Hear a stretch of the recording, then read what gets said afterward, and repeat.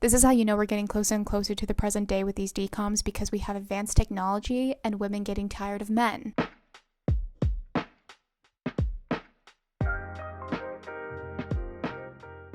Hi, welcome back to my channel. A while ago I posted a poll on my community tab asking what ranking videos you guys wanted to see, and the Hunger Games ranking video was the first choice. However, the second choice was Disney Channel original movies, so today I will be ranking Disney Channel original movies, or as I'll call them for the rest of this video, DCOMs. FYI, I watched Disney Channel throughout the 2000s and the early 2010s, so the majority, if not all of these movies, are going to be from that time period. I'm not going to be covering every film from that decade and a half long period, but I am going to be covering over 40 films, so hopefully that's enough. If there's anything I left out that you've seen, feel free to comment the title below and where you would rank it. Also, I don't have Disney Plus anymore, and I didn't rewatch any of these films for this video. I rewatched a lot of them in the last 2 years during the pandemic, but we're going to be relying a little bit on my memory and online summaries to jog my memory for some of these. DCOMs, especially in the 2000s, were just so iconic, so even though this is a very subjective, possibly controversial ranking, just have fun with it. For the tiers, I have at the top Elite, which is essentially where my favorite DCOMs are gonna go. Then I have Slayed but Not Hard Enough, which means I like this DCOM. I think it's a solid movie, but it's not one of my favorites. Then in the middle is Unhinged, and in parentheses Tasteful.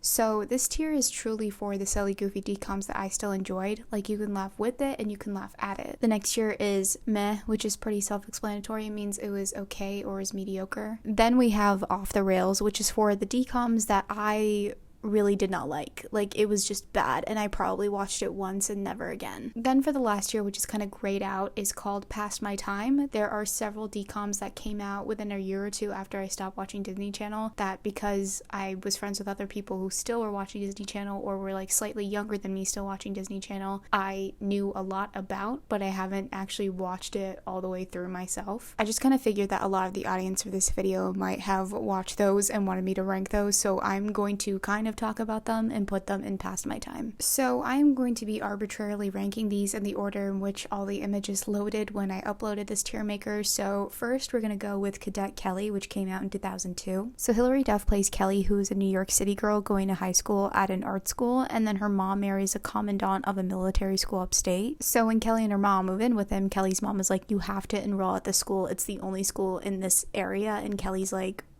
what? Because honestly, that doesn't make much sense. But she goes to the school, and then she becomes rivals with Cadet Captain Jennifer Stone, not to be confused with Jennifer Stone, who plays Harper in Wizards of Waverly Place. She crushes on Cadet Major Brad Rigby, and the journey of this movie is essentially her trying to adjust to this new place. I think this movie is underrated among people who are Gen Z because it came out super early, like 2002, so people who are on the younger side of Gen Z weren't born yet. But people who are slightly older, like me, were really, really young when this movie came out. I will say it's giving Join the Military Uncle Sam edition, and there's also this dance-off with Hilary Duff that's not it.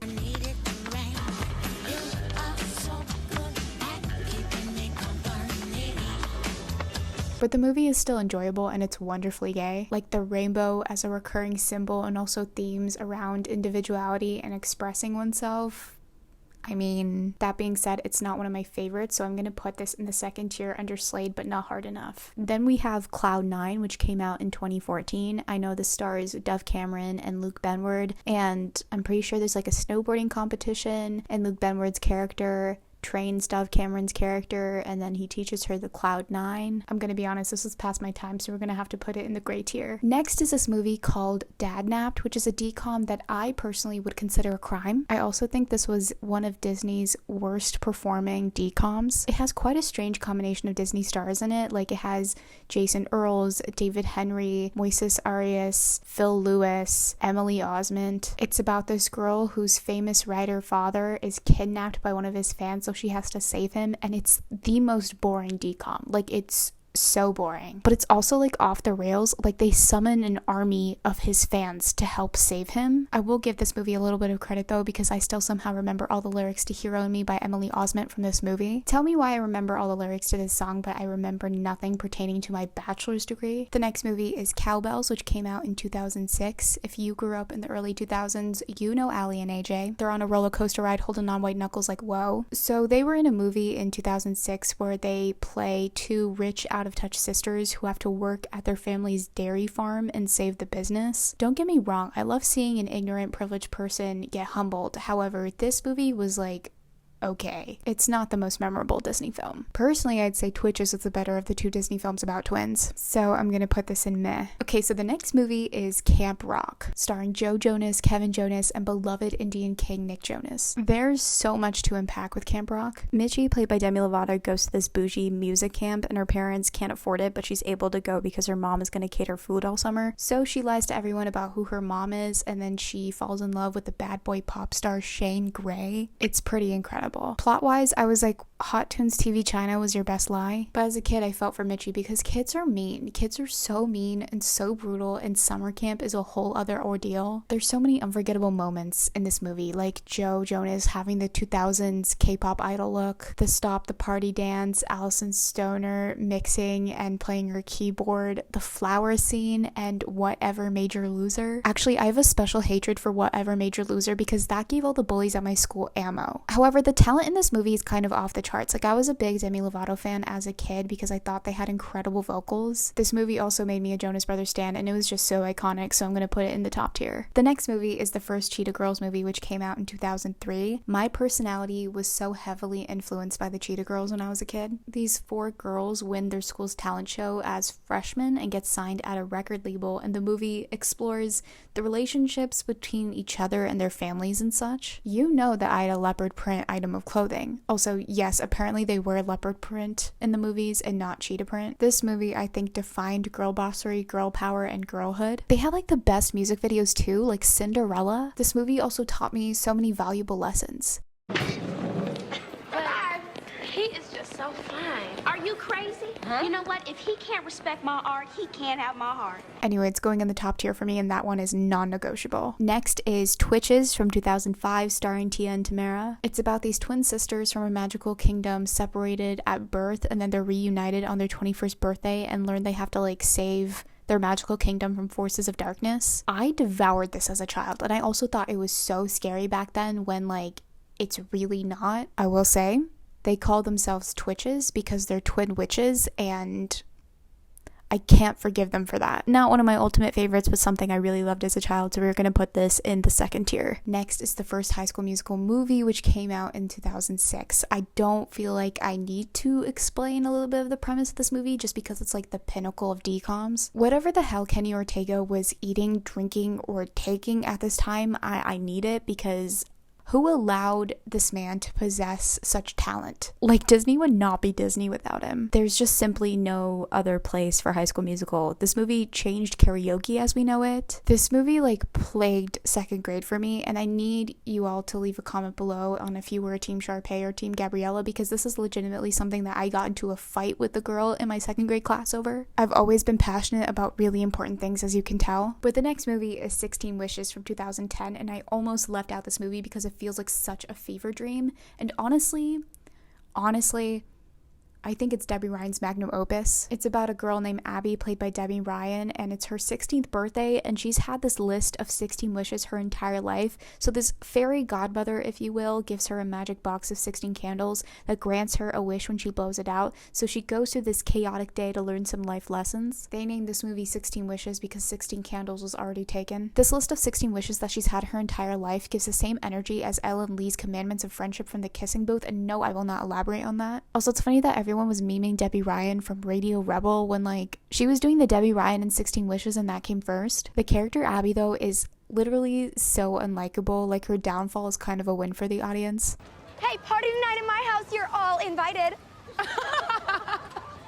Yeah, this movie is such a trip and it's not good, so we're gonna put this in off the rails. Then I have the Descendants franchise, which started in 2015, and I've exclusively heard good things about the Descendants franchise. However, it was past my time, so I never actually watched a full movie. The reception that I heard, though, has me convinced that it's probably the best Disney films to come out of Disney in the last, 7 to 8 years. The idea of it is that the characters are the children of iconic Disney protagonists and villains, which I think is a really cool concept. Like, I think Dove Cameron's character is the daughter of Maleficent, and Cameron Boyce's character, rest in peace by the way, was, the son of Cruella de Vil. And that's a really cool concept. It was just past my time. Then I have Halloweentown, which is probably the oldest movie in this ranking. It came out in 1998. So Marnie, on her 13th birthday, finds out that she comes from a family of witches, and she sets out to help her grandmother fight this evil that's threatening Halloweentown, which is their supernatural world. This movie is so fun and so nostalgic. I watch it on most Halloweens. The effects and makeup is so 90s low budget. Marnie as a character is very interesting. She has some unhinged moments. I'm 13, okay? I'm practically a grown-up. I'm just gonna say that I feel bad for the mom, and I'm gonna put this movie in unhinged, in parentheses, tasteful, because it is very nostalgic. So the next movie is Frenemies from 2012. Remember in the early 2010s where they had a movie for each holiday where it's like about these interconnected stories like New Year's Day and Valentine's Day? I feel like Disney saw that and was like, ooh, a new format. Frenemies was about these 3 interconnected stories where each had a pair of friends who became enemies, and then by the end of the movie became friends again. One was like these 2 doppelgangers who switch places and they fight because they go out with each other's crushes or boyfriends. And then one story was about a guy and a dog. Like his dog is his best friend and they fight because the dog ruins a certificate he got. The most memorable part of the movie for me was 15-year-old Zendaya and Bella Thorne fighting over a senior editor position. They also had a very random dance sequence at the end because Disney was really like, we can't not make Zendaya and Bella Thorne dance, and the movie was not good. It was not good at all. I just have to put it in off the rails. Next is Geek Charming from 2011, and this movie is about a film buff who makes a documentary about school popularity, and the popular girl at school is his subject, and then they fall in love. Honestly, I think this one is going to be controversial because I know a lot of people watch this movie and like this movie a lot, but I watched it once and thought it was fine. Also, I learned about the relationship between the 2 actors in real life and definitely did not want to watch this movie again. For the record, I fully stand with Sarah Hyland, but yeah, since I watched it once and I didn't really watch it again and I thought it was okay, I'm just gonna put it under meh. Now we have Girl vs. Monster from 2012. The people said, Disney, you have not given us an iconic Halloween Disney film to rewatch in years, and Disney said, say less, and gave us Girl vs. Monster. So it's about a girl named Skylar who finds out she comes from a family of monster hunters and she has to catch all the monsters that are out loose before Halloween ends. It's funny looking back on DCOMs and seeing that Disney really pushed all of the girls to sing, and they wanted to see who would have like an actual singing career. Like that's a thing in all these movies, that the female lead sings. This movie is corny and cute and I loved it as a kid. Granted, Skylar was kind of giving not like the other girls' energy.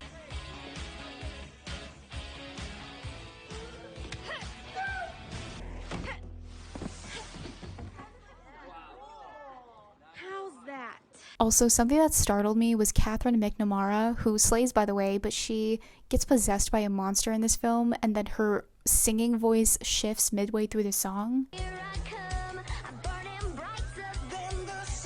Honestly, this movie was quite unhinged, but it was so fun, so I'm going to put this in the 3rd tier. So now we're on to the second Cheetah Girls movie, which came out in 2006. Another Kenny Ortega slay. So the girls are now slaying as a pop group, and they're going to Barcelona for a music festival. When I was a kid, I had an iPod Nano that I shared with my sibling. Yes, an iPod Nano, remember those? And one of my most played songs on there was Strut by the Cheetah Girls. If I ever go to Barcelona, I am reenacting that. Anyway, this is also a top tier film, so it's going in elite. Now we have Wizards of Waverly Place, the movie from 2009. Dare I say the best Disney Channel show movie. The location was a 10 out of 10, the story was a 10 out of 10, and the acting was a 10 out of 10. Although my only complaint about Wizards of Waverly Place in general was that a lot of the magic in the wizarding world is not explained very well. Like the wizard competition in the movie looked way different than the actual wizard competition that happened in the series finale. Like in the movie, it legit looked like the Hunger Games. Also, they don't really explain how performing spells really works. Like apparently you can use your wand, but you can also use your finger and your mouth. Sometimes you have to say a spell and it's like gibberish, like Ejbano-utosis, but sometimes it's just a plain English rhyme. And I always struggled to understand how Alex was able to perform a forbidden spell by just yelling, I wish you and dad had never even met, holding her wand. Like why is that phrase a trigger for a spell? Like why do we have Murrieta Animata and I wish you and dad had never even met for spells? I digress. That's just like a little rant about the show, but alas, it's a kid show. What are you gonna do? Like, oh, they didn't think through the world building of this fantasy kid show on the Disney Channel. Like, yeah, that's kind of not surprising. Aside from how the magic works, this movie was actually really, really good and is one of my favorites, so I'm gonna put this in the top tier. So the next movie is the Good Luck Charlie movie from 2011, and to be quite honest,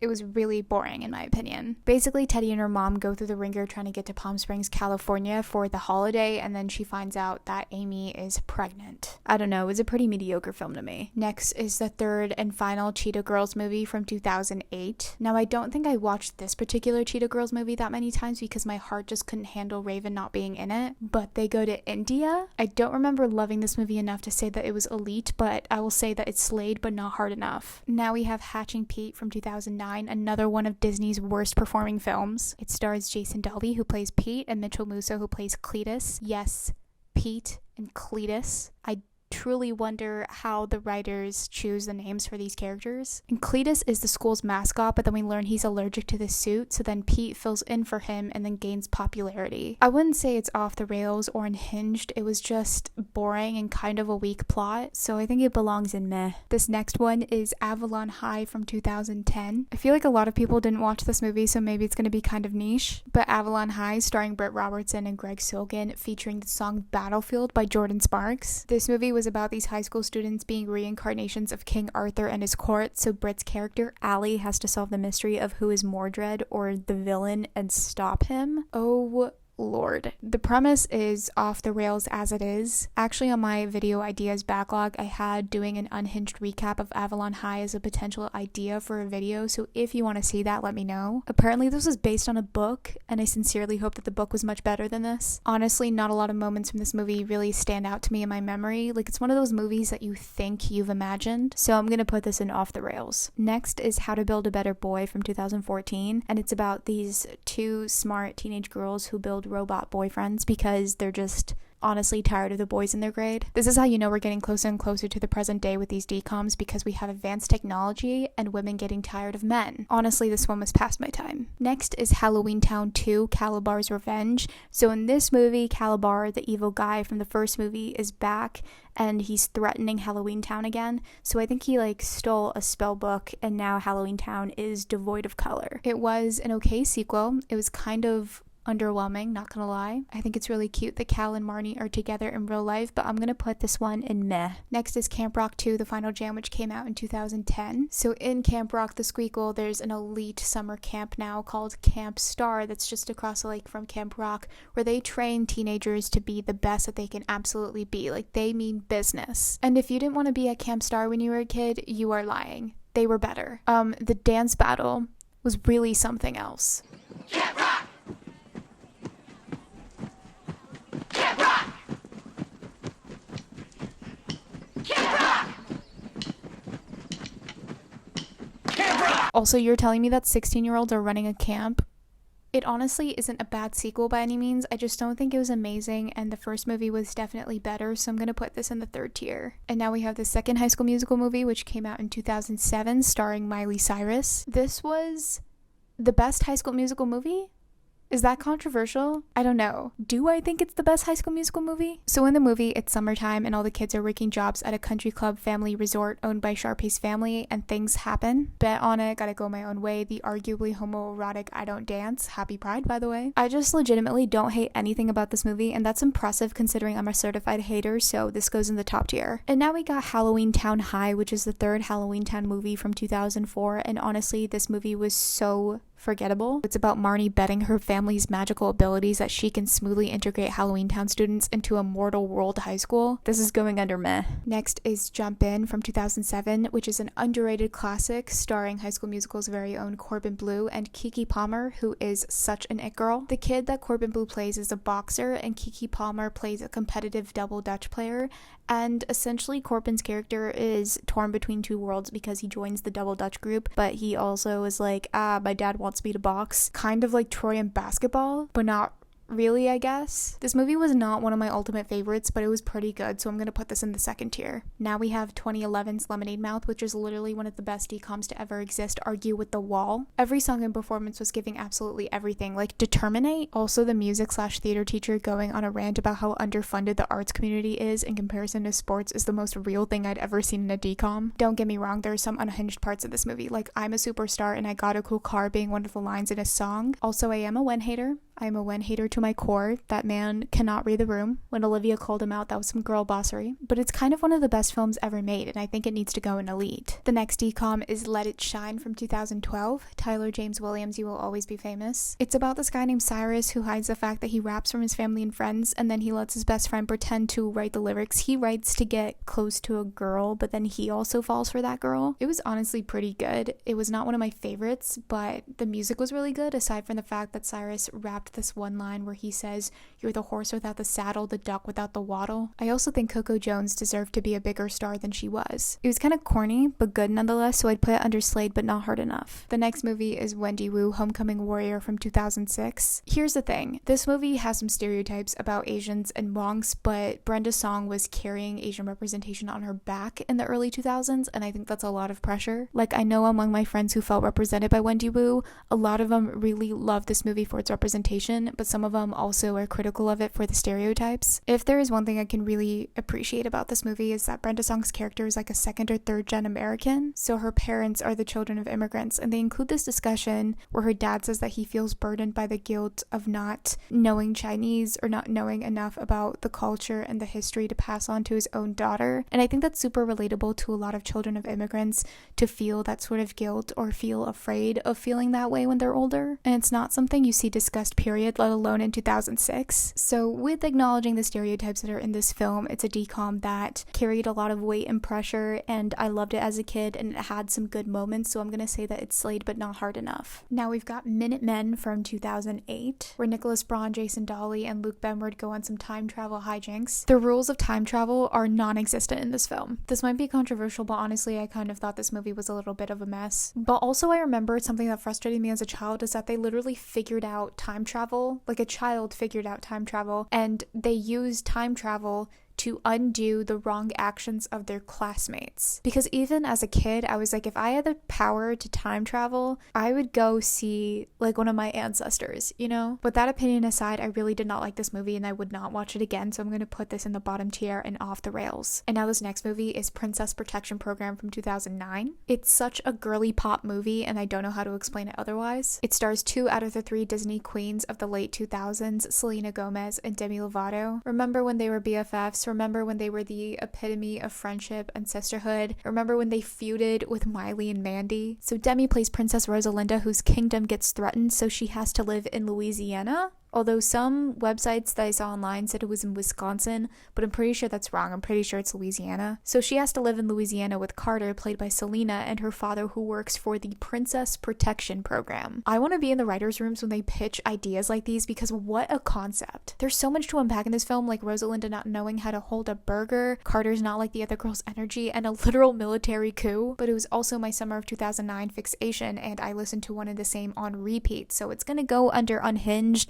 in parentheses, tasteful. And then the next movie is Bad Hair Day from 2015. I know about this movie because I've seen so many people talk about it and so many clips of it online, and I'm just convinced that it's one of the worst Disney movies ever. It has Laura Marano from Austin and Ally and the mom from Good Luck Charlie, and they're chasing a jewel thief. I'm very happy to say that this movie was past my time. Now we have Twitches 2 from 2007. I'm so sorry, this order is so chaotic. I loved Twitches as a kid. I loved it, but the sequel was honestly very mediocre. There's just some stuff about them trying to bring back their dad from the Shadowlands, but then they accidentally bring back Thantos, not to be confused with Thanos. It's going in the meh category because there's just like no memorable moments from this film for me. Then we got Zapped from 2014, another Zendaya movie. In this movie, she has an app that controls the men in her life. Man, would that be nice. Yeah, this was just past my time, but I'm willing to put money on the fact that Disney probably made Zendaya dance in this movie because they just really love to make her dance. This next movie is one of the most exciting movies yet, Radio Rebel from 2012. I mean, listen, we all know what we remember this movie for. This movie solidified my opinion that I don't think Disney knows how teenagers actually talk and interact with each other. It stars Debbie Ryan and Adam DeMarco, who's also Albie from White Lotus. It's about this really shy girl named Tara who owns her own radio show where she's this anonymous personality called Radio Rebel, who's actually very popular at her school, but honestly she feels more like a cult leader because her classmates will do anything she tells them to do. I mean, this movie made me cringe more than anything. 7, 6, 5,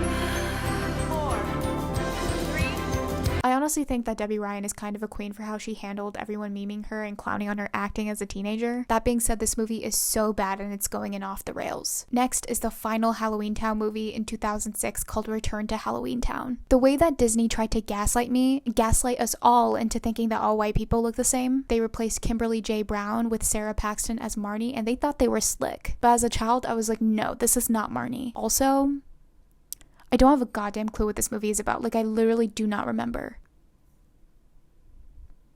Okay, so it's going in the very bottom. The next movie is Sharpay's Fabulous Adventure, which came a few years after the last High School Musical movie in 2011. I was never that big of a fan of Sharpay's Fabulous Adventure. I think the concept was there, but the execution was just okay. Sharpay essentially moves to New York City after high school to try and make it on Broadway, and then she learns that it's not all what it's cut out to be. This was confusing to me because I could have sworn at the end of High School Musical 3 she said that she was going to college, like the University of Albuquerque or something. Also, Elvis is in it, but it was really just okay. I wasn't all that into it, so I'm gonna put this in meh. Now, this next movie is Starstruck from 2010. Guys, when this movie came out, there was a blizzard where I was, and school was out for 2 weeks when this came out, and I think I watched it 10 times during those 2 weeks. Starstruck stars Sunny with the Chance's very own Sterling Knight as Christopher Wilde, this teen pop star. And it's about how this girl named Jessica visits LA with her family and then she accidentally meets him and they fall in love. Jessica was living that Y/N life, the Christopher Wilde ex-reader life. And if you know what I'm talking about, you are never allowed to make fun of me. Oh, this movie was so good and so bad. I think I rewatched it like a year and a half ago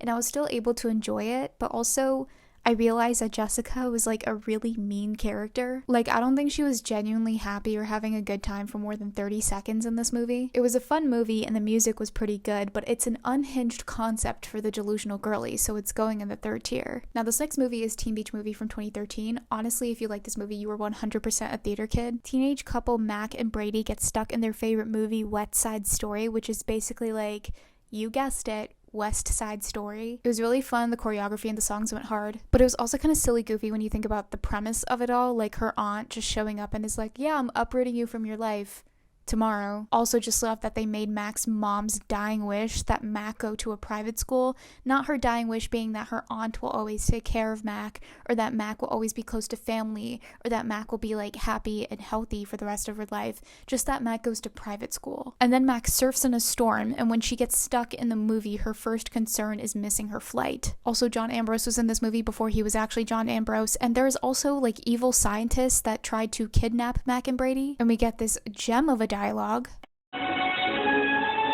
like I'm tied up, but at the same time, I never felt more free. I'm going to possibly controversially put this in the third tier. The next movie is Stuck in the Suburbs from 2004, and yes, it has Taron Killen from SNL. It also has Danielle Panabaker and Brenda Song. This movie is about these two girls who mistakenly get the phone of this big pop star, so they use it to mess with him. This was a really fun movie. I enjoyed it a lot as a kid. It's very 2004, but it's still a fun movie, so I'm gonna put it in the second tier. So we're almost at the end. The third to last movie is High School Musical 3, which came out in 2008. Okay, to be honest, I don't know if my ranking so far is controversial, but I think I'm about to be a little controversial, but I'm not too sure how the general public feel about this. I like all the High School Musical movies, I really do, but I don't think the third one is as good as the first two. I like the music. The production value obviously went up by a lot because this movie was actually released in theaters and not on actual Disney Channel, so technically it's not like a decom because it was like not like a Disney Channel movie, I guess. Anyway, I like the music, the production value was obviously a lot better, but the plot was just not as fun. Also, I didn't like the underclassmen characters. This movie also gave me false expectations for how dramatic college acceptances would be because me and my friends were so chill with it, but also that's just my experience and I understand that's not like that for everyone. The musical numbers slayed so hard because Kenneth had rent due, so this is going to go in the second tier. Second to last is the Sweet Life movie, which came out in 2011, and this was honestly such a horrible and forgettable movie. It's literally so stupid. So Zach and Cody become part of this research project called the Gemini Project to investigate the bond of twins, but the researcher is actually this evil guy trying to mind control twins, so Zach and Cody try to stop him. Also, London accidentally eats dolphin food, and then that gives her the power to speak to dolphins. I don't have a lot of words for this movie. It was just really bad, so it's gonna go in off the rails. And then lastly is Teen Beach 2, which came out in 2015, and honestly, I did not watch watch this one because it was past my time. I know what happens, I know about the really sad ending, I know that the movie characters get trapped in the real world, but yeah, it was just past my time. So this is my ranking of Disney Channel original movies. Honestly, I think I did a good job keeping it balanced. I don't know if I'll agree with this ranking like next week, but I think regardless, we have a pretty balanced tier list right here, so thank you so much for watching this video. I really hope you liked it. If you did, be sure to give it a thumbs up, comment anything I missed and where you would rank it, and also what you agreed or disagreed on this video, and subscribe to this channel if you want to see more videos like this.